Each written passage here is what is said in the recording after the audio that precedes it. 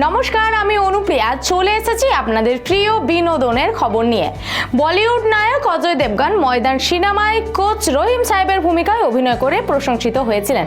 এবার আরও একটি স্পোর্টস ড্রামায় দেখা যাবে এই নায়ককে। তবে এবার ফুটবলের মাঠ থেকে ক্রিকেট অঙ্গনে আসতে চলেছেন তিনি। চলতি বছরের শেষে সিনেমাটির শুটিং শুরু হওয়ার কথা রয়েছে। ইতিহাসবিদ রামচন্দ্র গুহ রচিত আ কর্নার অফ ফরেন ফিল্ড বইটিকে অবলম্বন করে নির্মাণ হবে পালওয়াঙ্কার বালুর বায়োপিক। ভারতের দলিত সম্প্রদায়ের প্রতিনিধি হিসেবে পুনেতে মাঠকর্মী হিসেবে কেরিয়ার শুরু করেছিলেন। তবে পরে 1896 সালে হিন্দি জিমখানার হয়ে খেলেন। ক্রিকেট কেরিয়ার শুরুয়াতের আগেই তাকে যেভাবে শ্রেণী বৈষম্যের শিকার হতে হয়েছিল, সেই সংগ্রামের কাহিনী এই সিনেমায় ফুটিয়ে তুলবেন নির্মাতা তিগমাংশু ধুলিয়া। ভারতের প্রথম দলিত ক্রিকেটারকে নিয়ে সিনেমায় দর্শকরা নতুন কিছু পাবে। অজয় দেবগনের এই স্পোর্টস ড্রামার দিকেও যে ক্রীড়া দুনিয়ার নজর থাকবে এটা বলাই যায়।